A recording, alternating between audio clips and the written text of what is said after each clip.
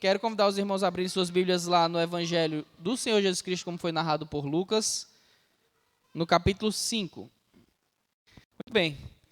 Lucas, capítulo 5, nós vamos estudar do versículo 12 até o versículo 16.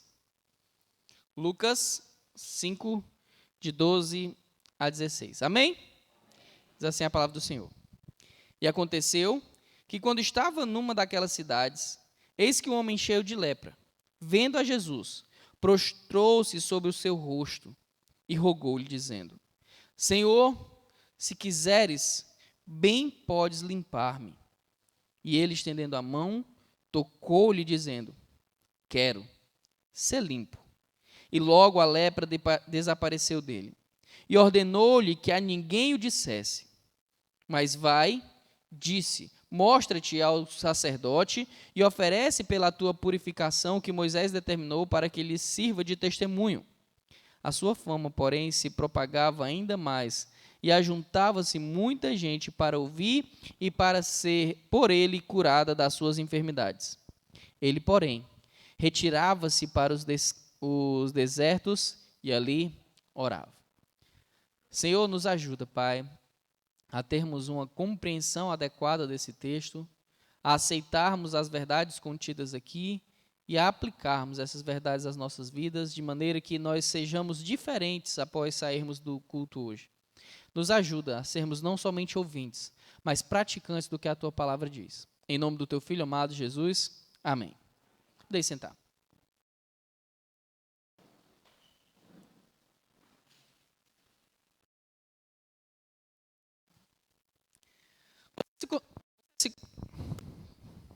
Você se considera uma pessoa limpa, higiênica? Sim? Ninguém te chama de porco, não? Espero que não, né?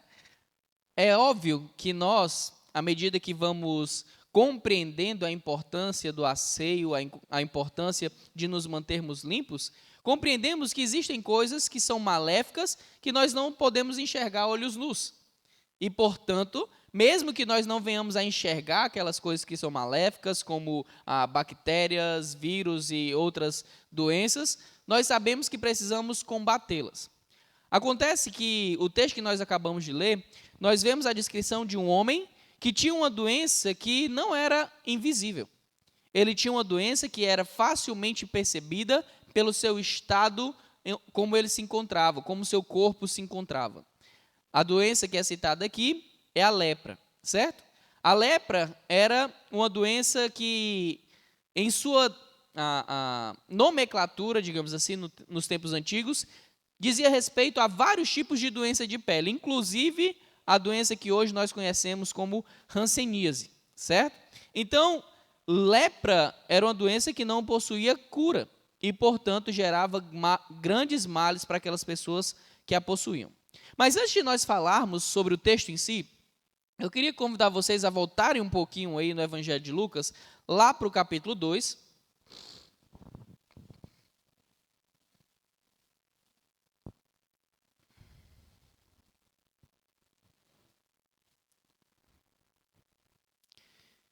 Lá no capítulo 2. E eu queria que vocês lembrassem de algumas coisas que nós podemos ver aí no capítulo 2, que são muito importantes, para que nós venhamos a compreender o que nós vamos estudar agora lá no capítulo 5. Que coisas são essas? No capítulo 2, nós vemos que várias pessoas dão testemunho de quem Jesus era no capítulo 2. Nós vemos primeiro os pastores lá de Belém, ouvindo as boas novas anunciadas pelos anjos, de que havia chegado o Redentor, o Salvador. Lá no versículo 10 do capítulo 2 é dito assim: E o anjo lhes disse: Não temais, porque eis aqui vos trago novas de grande alegria, que será para todo o povo. Pois na cidade de Davi vos nasceu hoje o Salvador, que é Cristo, o Senhor. O que esse anjo acabou de fazer? Ele acabou de testemunhar sobre quem Jesus era. Mais na frente, nós vemos que Simeão também dá testemunho sobre quem Jesus era. Mais na frente, nós vemos que Ana dá testemunho sobre quem Jesus era. E também nós vemos que Jesus, quando foi ser batizado por João Batista, tanto João Batista, como o próprio Pai, quanto o Espírito Santo, dão testemunho de quem Jesus era. Nós vimos aqui várias pessoas que afirmavam que Jesus era o Messias prometido, que havia de cumprir a profecia dada pelo próprio Senhor Deus, de que da semente da mulher viria o Redentor, viria aquele que pisaria a cabeça da serpente, que teria vitória sobre a morte, certo? Acontece que mesmo várias pessoas dando testemunho sobre Jesus Cristo, ainda assim o próprio Jesus Cristo precisava mostrar quem ele era por meio das suas ações. Então, quando nós vamos olhar nos evangelhos, os milagres que Jesus realizava tinham como propósito básico demonstrar ou testemunhar que Jesus era quem afirmava ser. Então, vê se você entendeu. Nós vimos lá aqui alguns exemplos de pessoas que testemunharam sobre quem Jesus era. Vocês podem lembrar de alguns que eu acabei de citar? Os anjos, João Batista, Simeão, Ana, o próprio Pai, o Espírito Santo. Todas essas pessoas foram utilizadas para testemunhar que Jesus era realmente o Messias prometido e enviado por Deus. Ou, como João Batista dizia, eis o Cordeiro de Deus que tira o pecado do mundo. Então Jesus, ele passa a fazer milagres e mostrar que ele realmente era esse Messias prometido. No capítulo 5, nós vamos ver que quando Jesus vai convocar os primeiros discípulos para segui-lo, ele faz a primeira pesca maravilhosa. E é interessante que existe um personagem central nas duas vezes que Jesus faz uma pesca maravilhosa. Quem é esse personagem central? Pedro, né? Muito bem. Pedro tanto recebe o chamado numa pesca maravilhosa, convocando ele para se tornar um discípulo, como também Pedro é restaurado depois de ter negado Cristo 3 vezes, também com uma pesca maravilhosa no mesmo local, tá certo?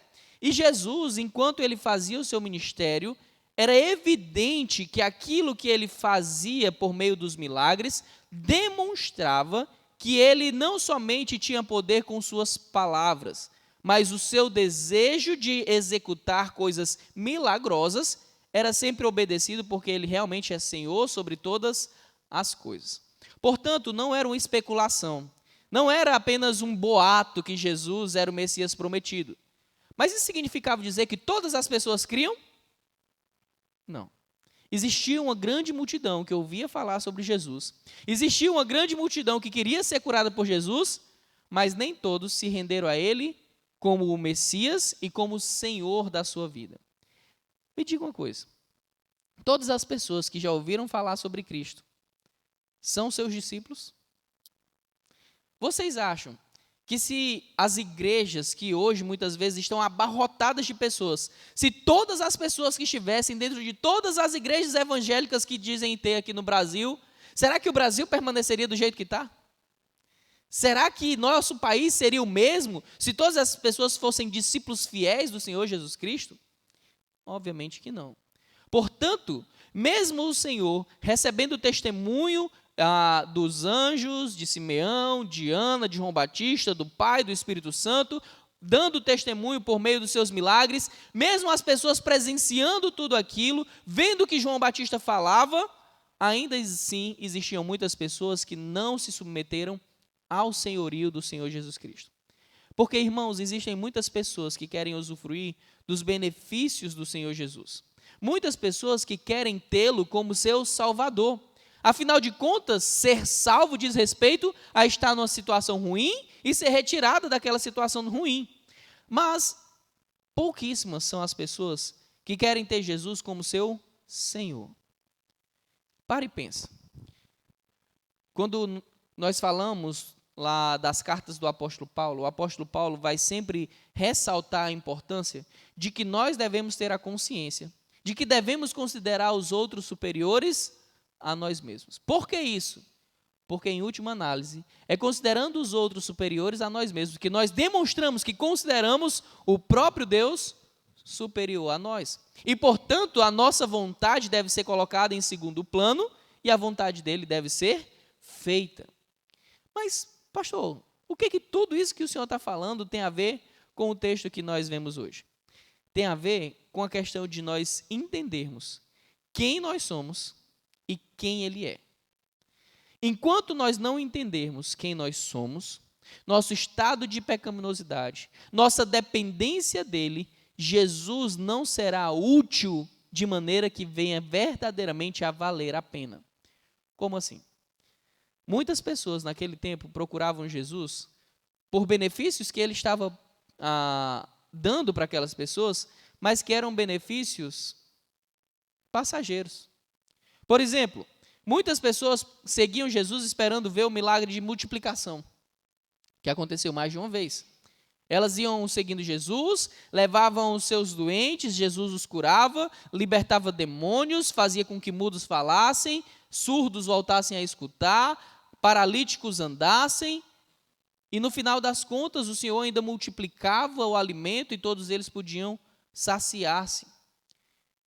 Mas lembra quando a gente lê lá em Atos, logo no capítulo 2, quando fala da igreja de Jerusalém, ali no seu começo, após a ascensão do Senhor Jesus Cristo, vocês lembram quantos eram os discípulos que restaram após a ascensão de Cristo? 120. Me diga uma coisa, eram apenas 120 as pessoas que viram os milagres do Senhor Jesus? Será que foram só tão poucas pessoas comparado a todo o ministério de 3 anos e alguma coisa que Jesus passou aqui nessa terra? Obviamente que não. Portanto, saber que Jesus, que Deus é capaz de fazer milagres, operar milagres, não faz de mim um discípulo seu. Desejar receber dele benefícios não faz de mim um discípulo seu. Para que eu possa receber o maior e melhor de todos os benefícios, eu preciso primeiro reconhecer quem eu sou. E quem nós somos? Nós somos pecadores dependentes da graça de Deus. Voltando para o nosso texto, aí no capítulo 5.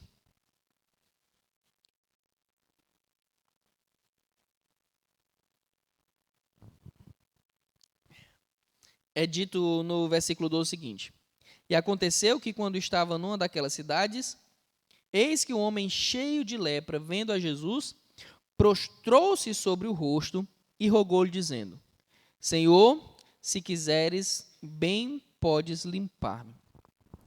A expressão que foi traduzida aqui por cheio de lepra, a palavra para cheio, é literalmente uma descrição médica. Vocês lembram o que Lucas era? Médico.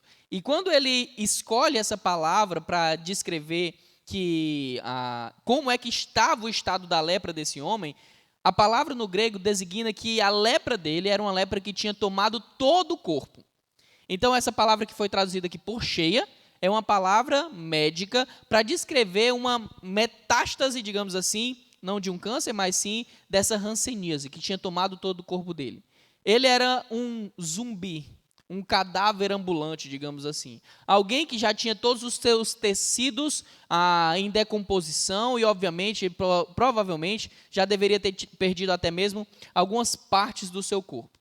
Eu não sei quantos de vocês já tiveram a oportunidade de estar com pessoas que sofrem de hanseníase. Durante quase 2 anos, ou 2 anos e pouco, eu tive o privilégio de fazer um trabalho de evangelização lá no Antônio Diogo, em Redenção. Quantos aqui já ouviram falar do Antônio Diogo? Antônio Diogo é o antigo leprosário, certo? Onde no Ceará, as pessoas que possuíam hanseníase eram enviadas, lá funcionava uma espécie de prisão. Era terrível o modo como eles viviam lá, eles tinham que viver isolados de todas as pessoas, eles sofriam e eram grandemente torturados lá, das mais diversas formas. E dentro dessa realidade de sofrimento que eles viviam, uma das coisas mais dolorosas que eles enfrentavam era justamente a separação da família. Mesmo os familiares daquelas pessoas não podiam entrar lá para visitá-los.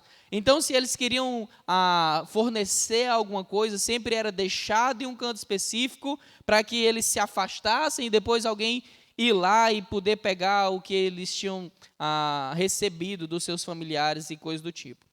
Mas lembrem-se, se já era difícil assim aqui, há décadas atrás, imagina nos tempos do Senhor Jesus.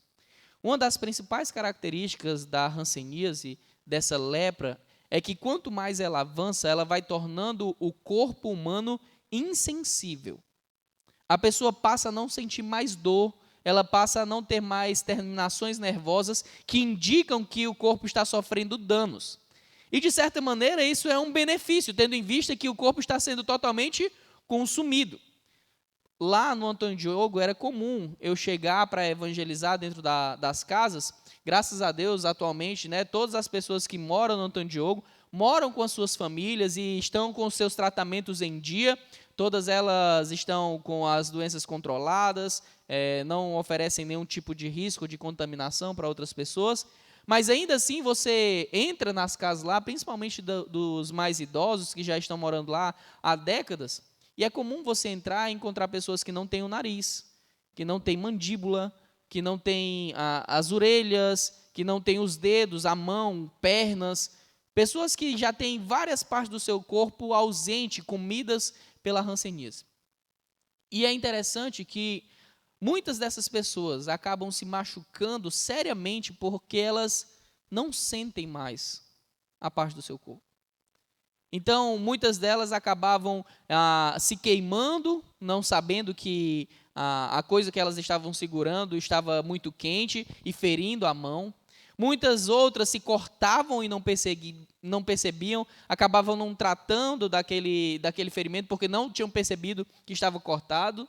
Na literatura antiga era falado que muitas dessas pessoas que eram levadas para longe, para viverem isoladas, tinham partes do seu corpo comidas por animais e só se davam conta dias depois, porque elas não sentiam isso. Então, imagine, além de tudo isso, tinha a questão que na lei era necessário esse isolamento.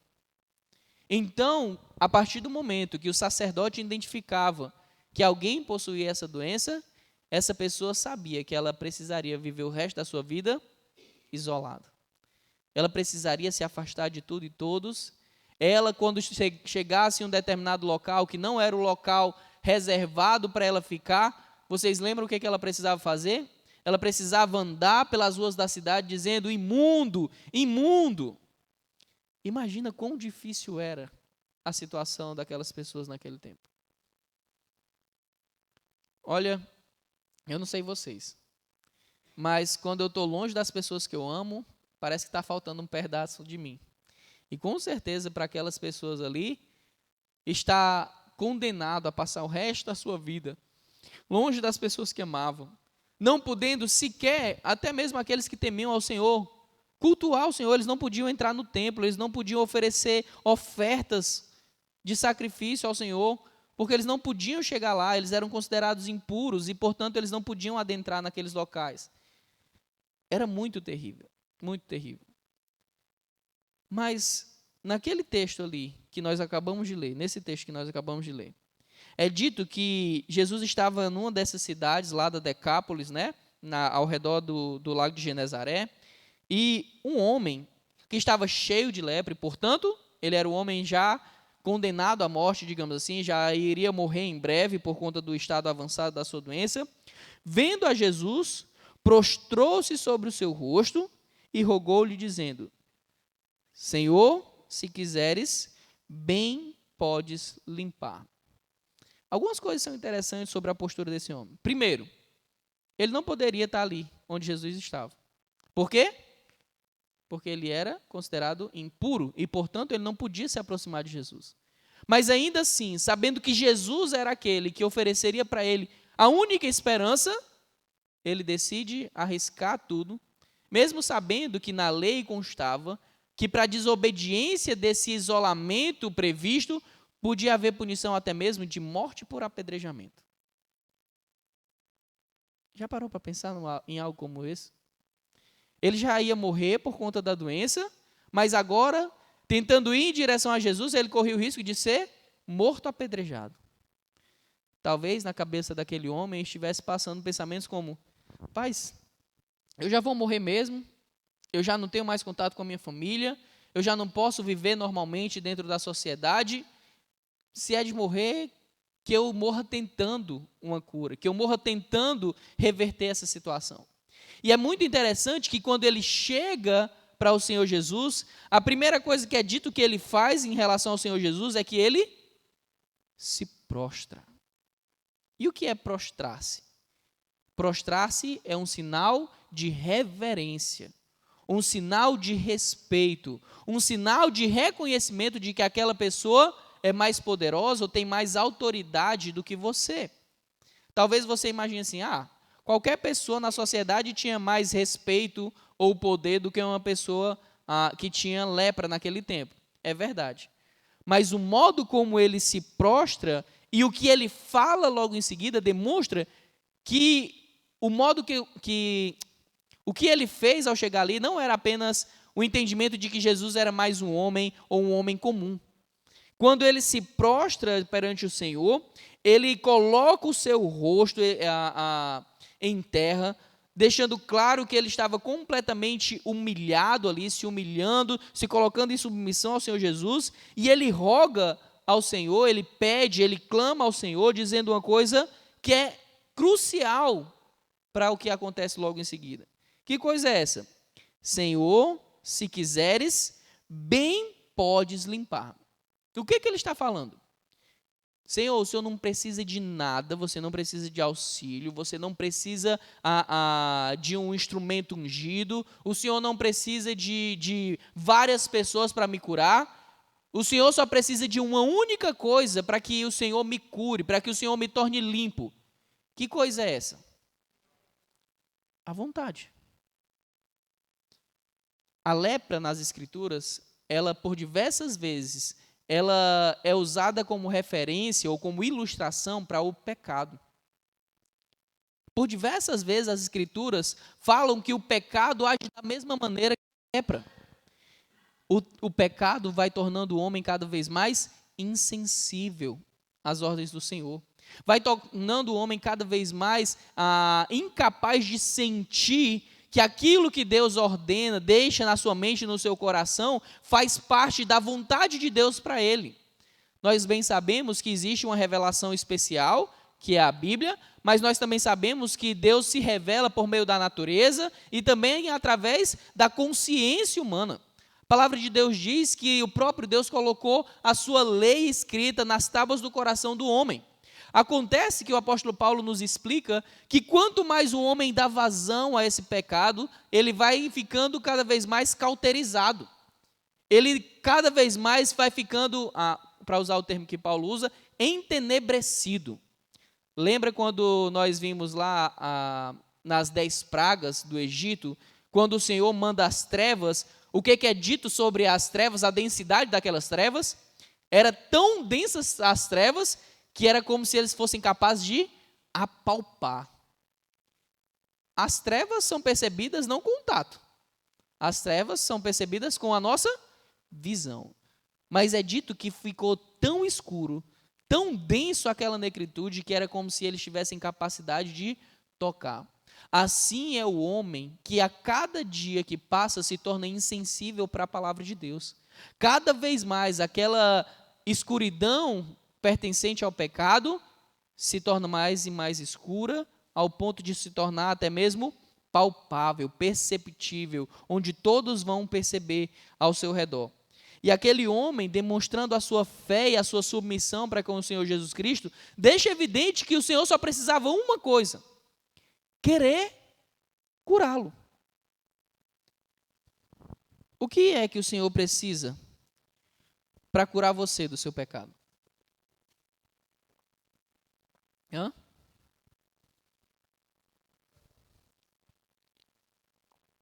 Ele precisa do seu dinheiro para que você o convença a ele lhe salvar? Ele precisa de que você seja uma pessoa que nunca errou em nada para que você seja salvo? Primeiro, se você nunca tivesse errado em nada, você não precisaria de um Salvador. A prova de que você precisa de um Salvador é porque você errou, você falhou, e a punição prevista para essa falha, para esse pecado, é a condenação. Portanto, reconhecer isso, que nós precisamos dele, precisamos da sua vontade em nos beneficiar, é algo crucial para a nossa fé. E nós vimos hoje, lá na carta de Paulo aos Efésios, no capítulo 1, é dito que Deus nos elegeu, ou seja, nos escolheu antes da fundação do mundo. Antes do mundo existir, eu e você já tínhamos feito o bem ou o mal? Não, mas Deus já tinha nos escolhido. E é dito também no texto lá de Efésios capítulo 1 que ele nos predestinou. E vocês lembram qual é o motivo pelo qual ele fez isso? Vocês lembram o que é que o texto diz? Pelo beneplácito da sua vontade. Em outras palavras, ele fez porque ele quis. Porque ele quis. Deus olhou para você na eternidade, olhou para o momento onde você nasceria, olhou para a sua vida, viu que você não tinha nada de bom para oferecer a Ele, e ainda assim Ele escolheu. Ele decidiu, Ele quis. E aquele homem se prostra aos pés de Jesus dizendo: Senhor, se o Senhor quiser, eu vou ser limpo, eu vou ser curado. Eu não tenho dúvidas disso, basta que o Senhor queira. E é interessante que, hoje em dia, nós vemos muitos e muitos pastores abusando da boa vontade ou da fé de muitas pessoas para benefício próprio. Homens que se colocam como sendo portadores dos poderes de Deus e que, de maneira geral, iludem aquelas pessoas que estão buscando ter esperança em um momento de aflição. Uma outra coisa que eu queria ressaltar sobre esse homem aqui é: aquele homem manteve a sua esperança, mesmo em um ambiente de profundo caos na sua vida. A morte era iminente.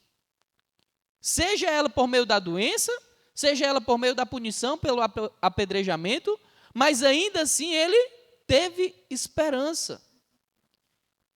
Você já entendeu que a morte para nós também é iminente? Você já entendeu que para nós a condenação também era iminente? E que se não fosse o que Deus fez em nosso favor, querendo nos salvar, nós iríamos para o inferno? Você já entendeu isso? Você já entendeu que é você que precisa de Deus e não Deus que precisa de você? E, portanto, é você que tem que ir a Ele clamando por perdão, clamando por misericórdia, clamando por salvação, clamando por cura. Você já entendeu isso? Quantas e quantas vezes a gente vê pessoas pregando o evangelho dizendo assim: olha, Deus está a todo tempo querendo que você vá até Ele. Ele precisa que você se arrependa. Ele precisa que você vá até Ele para que você usufrua do bom e do melhor. Deus precisa de nós desde quando? Desde quando? Nós é que precisamos dele desde sempre. E essa é a postura que nós devemos ter na presença do Senhor. A postura de nos quebrantarmos, nos prostrarmos diante dele, dizendo: Senhor, faça o que o Senhor quiser. Algumas semanas atrás, nós estávamos cantando uma música que falava justamente isso. Cumpre em mim o teu querer.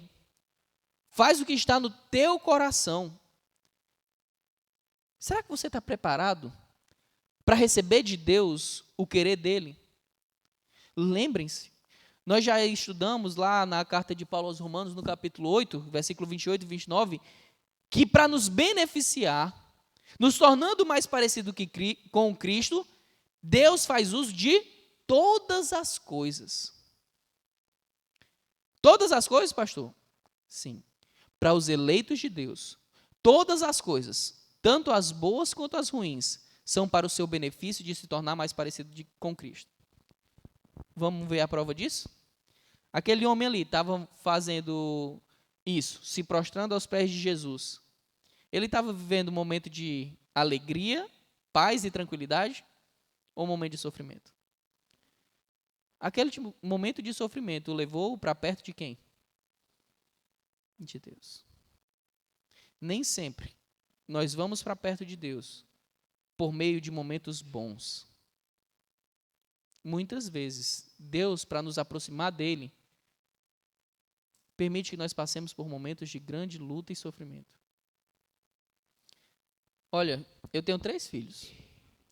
E é muito interessante que por diversas vezes, uma simples coisa como cair a energia e eles não conseguirem mais ver como estavam vendo antes, faz com que eles corram para onde? Para perto de mim. Querendo abrigo, proteção e cuidado. Por diversas vezes nós perdemos a chance de louvar a Deus em meio à tribulação porque achamos que dor e sofrimento só produzem em nós malefício. Isso não é verdade. Quantas vezes nós vemos os salmistas agradecendo a Deus pelos sofrimentos que eles enfrentaram, porque por meio do sofrimento eles puderam se aproximar do Senhor. Quantas vezes? Só o crente pode agradecer pelo sofrimento, porque ele sabe que o sofrimento dele não é em vão. Porque ele sabe que ainda que ele esteja passando por aquela dor, aquela tribulação, isso também é momentâneo, temporário. Porque em Deus, em Cristo Jesus, nós temos a certeza de que um dia não haverá choro, não haverá dor, não haverá morte, não haverá sofrimento. Portanto, se a nossa vida às vezes fica confortável e o Senhor permite que a gente entre em um momento de tribulação, louvado seja Deus por nos trazer para perto de si, mesmo que seja por meio da dor. Louvado seja Deus, que está atento à nossa necessidade. E Ele sabe que a coisa que nós mais precisamos é dEle. Ainda que você perca tudo o que tem. Se você tem a Deus, você tem tudo. Mas será que você está preparado a ser como um Jó? Jó perdeu completamente a sua saúde. Jó perdeu seus bens. Jó perdeu os seus filhos. E o que Jó disse?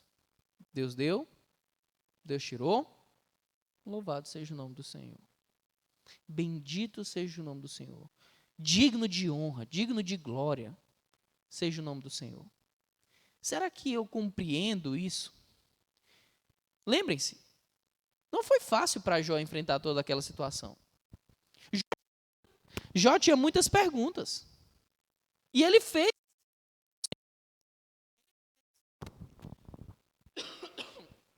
Ele fez essas perguntas ao Senhor. Mas no final, Deus respondeu as perguntas de Jó? Não. Deus fez várias perguntas para Jó, ao invés de responder as que ele tinha feito. Jó, tu está me questionando aí do que eu permiti que você passasse, né? Certo, quando eu estava fazendo todas as coisas. Quando eu estava medindo os mares, a areia, quando eu estava colocando os luminares no céu, quando eu estava criando um behemote. Onde é que tu estava, Jó? Tu estava lá do meu lado? Tu era meu amigo, meu parceiro. Estava criando as coisas junto comigo. Que conclusão o Jó chega? Rapaz, eu sou pó. Senhor, me arrependo de ter te questionado. O tipo de convicção que Jó chega, de completamente entregar-se ao Senhor, é o tipo de convicção que nós também vemos aqui nesse homem. A convicção de que os benefícios que nós podemos receber do Senhor são benefícios dados porque Ele quer, não porque eu mereço.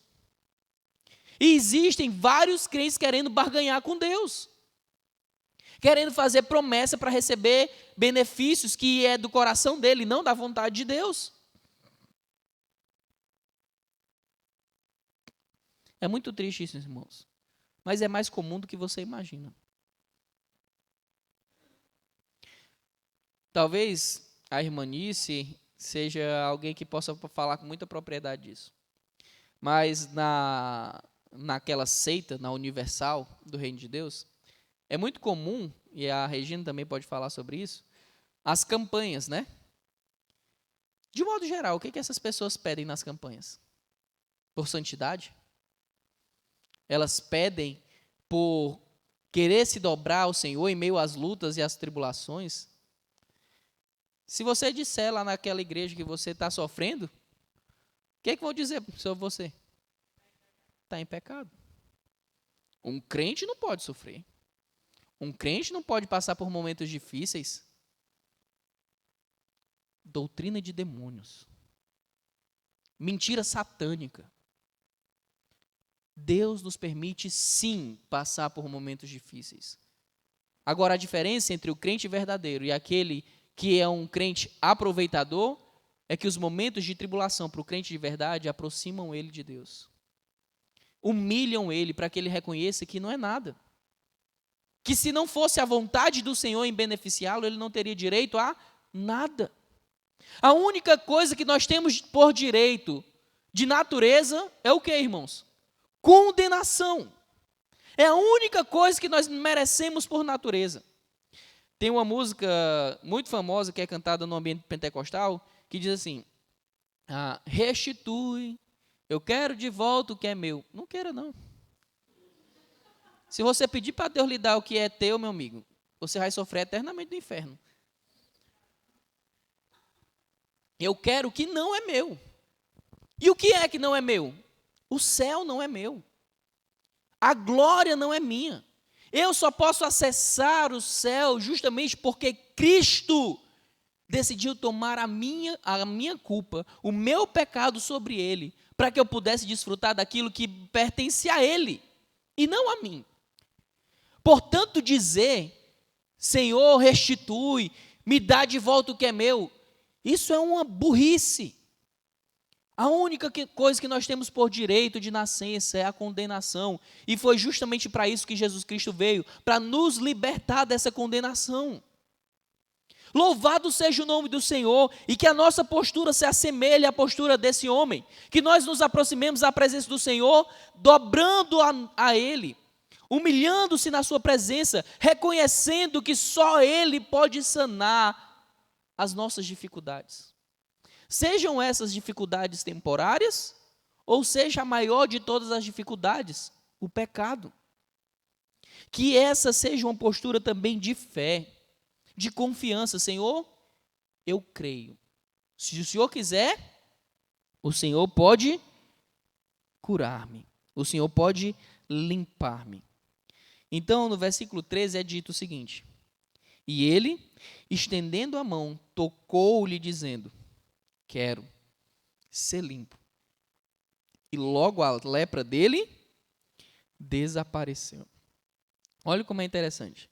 A palavra que foi traduzida aí por tocou-lhe é uma palavra que dá a conotação de que Deus não somente botou o dedinho assim com nojo ou coisa do tipo, não. De que o Senhor o puxou para perto de si, segurando com convicção. Ele precisou de algum artifício? Ele precisou de algum amuleto mágico? Ele precisou de algum objeto ungido para curá-lo? O que ele fez? Ele apenas disse, quero. E o que aconteceu? Quando ele disse aí para aquele homem, quero ser limpo, logo a lepra, o que aconteceu com a lepra? Se você quer distinguir um milagre de verdade, um milagre como esse que Deus está fazendo aqui, nesse momento, entenda, não era pela metade, não era gradativo e a pessoa foi melhorando. Naquele momento, o homem estava todo se despedaçando, gente, tomado de lepra. No momento que o Senhor disse, quero ser limpo, o que aconteceu com ele? A lepra? Agora eu quero que você entenda, não era uma manchinha, não. Não era uma coisinha simples, não. Muito provavelmente as partes do corpo daquele homem que ele não possuía mais, voltaram a existir. Imediatamente. Quando Deus curou o paralítico primeiro saiu caxingando, depois de 2 semanas ele disse, parou a dor. Foi assim que Deus curou os paralíticos? Eles levantavam de um pulo, pegavam seu estrado, sua cama e iam embora. Quando um cara estava lá espumando, arrancando os grilhões, as cadeias de todo canto endemoniado, quando o Senhor o libertava, ele aparecia lá meio perturbado, se tremendo. Tonto, incapaz de raciocinar? Não, ele aparecia tão são, tão consciente, tão limpo, que as pessoas dizem, rapaz, é a mesma pessoa? Tem certeza? Quando alguém era curado, esse menino era cego de... Rapaz, eu lembro dele. Ele estava lá no templo, ele pedia. Ele era cego de nascença. Questionava o homem dizendo, você foi curado mesmo? Quem te curou? E o que o cego dizia? Rapaz, eu só sei de uma coisa. Eu era cego e agora eu vejo. É triste que existem por aí centenas de pessoas que dão falsas esperanças a fim de receber um benefício de extorquir várias pessoas, dizendo que são capazes de curá-las. Quando Jesus ia para um determinado local e ele se propunha a curar as pessoas daquele local, o que Jesus fazia com aquelas pessoas? Ele curava todas. E a cura era imediata. Quando a gente vai ver essas curas da internet, da televisão, eu estava sentindo uma dor de cabeça e eu acho que eu estou melhor. Eu cheguei aqui com dor nos rins. Rapaz, se eu te disser que eu nunca tive tão bem, é sempre uma coisa subjetiva, nunca é uma mão aparecendo. Nunca é uma pessoa cega, olha rapaz, não tinha mais o globo ocular, agora tem, olho de novo. Esse homem estava tomado pela lepra. O milagre, portanto, era perceptível para qualquer pessoa que o visse. Era fácil de ser identificado como milagre. Por que não seria? Lembra? A gente falou no começo dessa mensagem que várias pessoas testificavam sobre quem Jesus era. E qual era o motivo pelo qual o Senhor fazia tantos milagres? Porque os milagres também testificavam quem ele era. Por que então Jesus faria um milagre que não desse para ser verificado? Quando a filha de Jairo estava morta, todo mundo foi dizer, rapaz, não importuna mais não, Jesus. Ela já morreu, já não tem mais jeito. Todo mundo já tinha visto ela morta. O Senhor foi lá, ressuscitou ela, a menina levantou já cheia de fome. Não ficou nauseada, eu não quero comer agora não, estou fraca. Não, levantou e foi comer. Quando Lázaro, que já fedia, foi colocado no túmulo, todo mundo sabia que ele estava morto, porque eles viram o corpo apodrecendo. E depois? O que aconteceu? Todo mundo viu ele ressurreto. E sabe o que é impressionante? Ninguém entrou lá no túmulo de Lázaro, desenrolou ele, veio trazendo ele todo capenga para fora, não. O que o Senhor Jesus falou para ele? Lázaro, sai para fora. No grego isso não é redundância, mas no português é, viu? Sai para fora, Lázaro. E Lázaro veio? Veio. Ele veio todo troncho porque estava morto e agora ressuscitou como um zumbi? Não. E sabe uma das passagens, eu quero que você deixe marcado aí em Lucas capítulo 5, mas uma das passagens, para mim, mais marcantes e impactantes é o que é dito lá em Mateus. Vamos lá para Mateus. Lá no final do livro.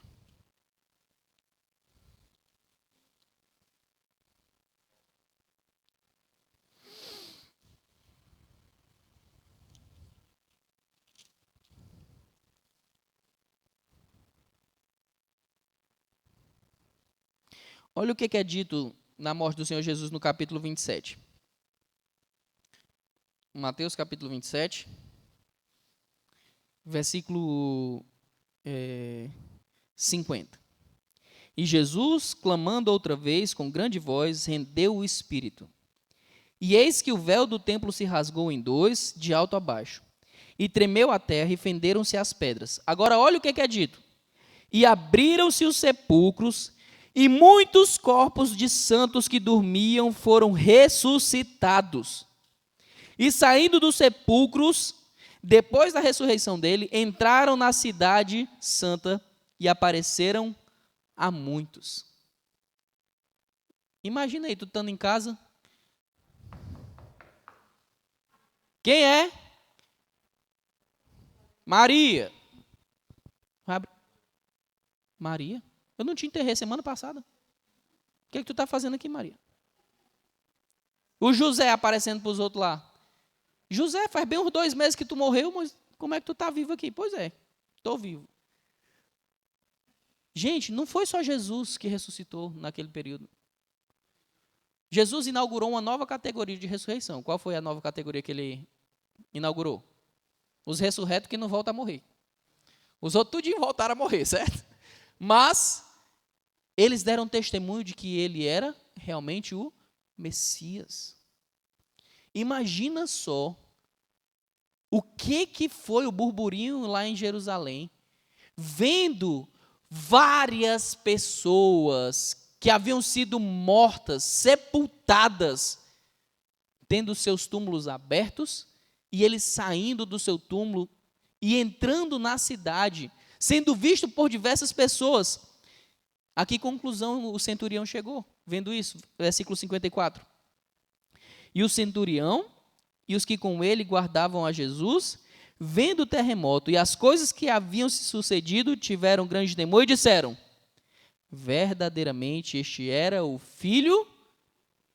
Meu amigo, não tem como dizer não. Imagina, no momento em que Jesus padece, tudo que estava lá, luz do sol, claro, de repente se faz trevas. É interessante que Jesus nasceu à noite. E o que estava escuro se fez claro quando ele nasceu. E ele morreu durante o dia. E o que estava claro se fez escuro. Ele é a luz do mundo. Ele é aquele que ilumina eternamente as nossas vidas. Jesus é quem ele dizia ser. Jesus verdadeiramente é o Filho de Deus. Voltando para o nosso texto, é dito que a lepra desapareceu daquele homem, e no versículo 14 é dito o seguinte: e ordenou-lhe que a ninguém o dissesse, mas vai, disse, mostra-te ao sacerdote e oferece pela tua purificação o que Moisés determinou, para que lhe sirva de testemunho.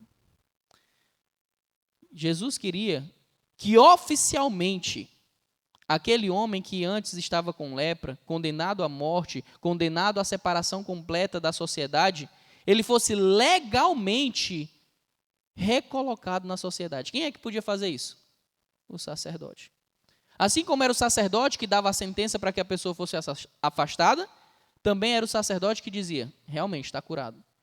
Então, Jesus queria: olha, vá lá se apresentar para o sacerdote, cumpra o que está na lei, para que você sirva de testemunho. Agora, uma coisa interessante que é dita é: o que Jesus disse para ele no começo do versículo 14? E ordenou-lhe que a ninguém o... Ele cumpriu isso? Não, né? Ele saiu falando para todo mundo e a fama do Senhor se espalhou. Engraçado. Jesus mandou aquele homem se calar, mas ele não conseguiu. E falou para todo mundo. O triste é que muitas vezes nós sabemos que Deus já nos mandou falar e a gente fica calado. Aquele homem não se conteve com a sua alegria de ter conhecido o Messias, de ter desfrutado do seu poder de cura e redenção. E, portanto, mesmo o Senhor tendo dito para ele: não fale, ele foi lá e falou. Me diga uma coisa: Deus também não te curou, não? Deus também não te libertou, não? Deus não te deu o que tu não merecia? A diferença é: Deus manda, fala. Mateus capítulo 28, 19 a 20. Aproximando-se Jesus, falou-lhes dizendo: toda autoridade me foi dada nos céus e na terra. Portanto, ide, fazei discípulos de todas as nações, batizando-os em nome do Pai, do Filho e do Espírito Santo, ensinando-os a guardar todas as coisas que eu vos tenho ordenado. E eis que estou convosco todos os dias até a consumação dos séculos. Amém. Jesus, ele não só manda a gente ir falar. Jesus manda não somente nós irmos e fazermos discípulos, Deus diz que está conosco todos os dias até a consumação dos séculos. Por que eu me calo? Será que o meu milagre de conversão não foi grande o suficiente?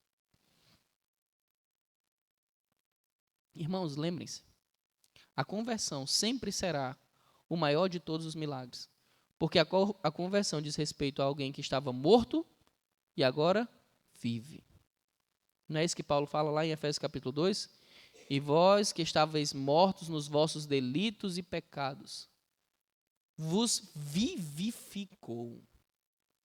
Nós estávamos mortos. E o Senhor foi lá e nos trouxe a vida. Se você é um crente, já aconteceu na sua vida o maior de todos os milagres. Aquele homem foi curado fisicamente. E eu creio que foi curado também espiritualmente, tendo em vista a sua fé no Senhor Jesus, em quem Ele era, a sua postura de humilhação. E você, que conhece essa história, que conhece a sua própria história, foi liberto do pecado, o que você está fazendo que ainda não anuncia? Versículo 15. A sua fama, porém, se propagava ainda mais e ajuntava-se muita gente para ouvir e para ser por ele curadas das suas enfermidades. Por fim, nós vamos ver o versículo 16. Olha o que é dito. Ele, porém, retirava-se para os desertos. E ali? Me diga uma coisa. Quem é que você acha que tem a vida mais corrida? Você ou Jesus nos tempos dele? Ah, pastor, o senhor não sabe não. É porque o senhor quer aí que a gente fique lendo a Bíblia, né? O senhor vai lá, incentiva todo mundo a receber aquele certificado de leitura bíblica anual. O senhor fica falando para a gente ter momento de devocional. O senhor fica falando para a gente ter momento de oração. Pastor, o senhor não sabe não da minha vida não. É, realmente posso não saber. Mas eu sei de uma coisa. Jesus tinha uma vida muito mais corrida que a sua. E mesmo quando tinha uma multidão atrás dele, o trabalho vindo até ele, não era nem ele que ia até o trabalho, né? Era o trabalho que vinha até ele. O que ele fazia? Ele, porém, retirava-se para os desertos e ali ele dava prioridade para aquilo que era prioritário. Jesus é o próprio Deus encarnado.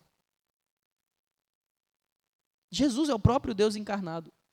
E ele, por diversas vezes nas Escrituras, é mostrado ausentando-se do meio daquela loucura do dia a dia, indo para um local onde ele sabia que ele poderia orar, meditar e falar e ter comunhão com Deus.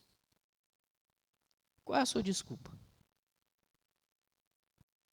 Será que você não compreende que é tudo uma questão de prioridade? Quantas vezes eu já falei para irmãos que diziam assim, pastor, mas o pessoal lá do trabalho não me deixa em paz. Tudo sou eu tenho que resolver tudo, e se eu não fizer, as coisas não andam. Meu irmão, se você sofrer um acidente de carro e morrer no caminho do trabalho, você acha que a sua empresa onde você trabalha vai fechar? Você acha que vai parar tudo? Ninguém vai resolver. Pronto. O fulaninho morreu e agora não tem jeito. A gente tem que fechar as portas. É o que vai acontecer. Não, pastor, tudo bem. O senhor está falando isso aí para os funcionários, né? Mas eu sou patrão. Eu sou patrão. E o senhor sabe, né? O patrão não tem direito de ficar doente.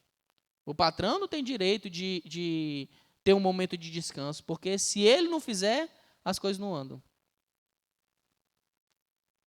O fato de você estar vivo é fruto da graça de Deus e da misericórdia de te sustentar todos os dias.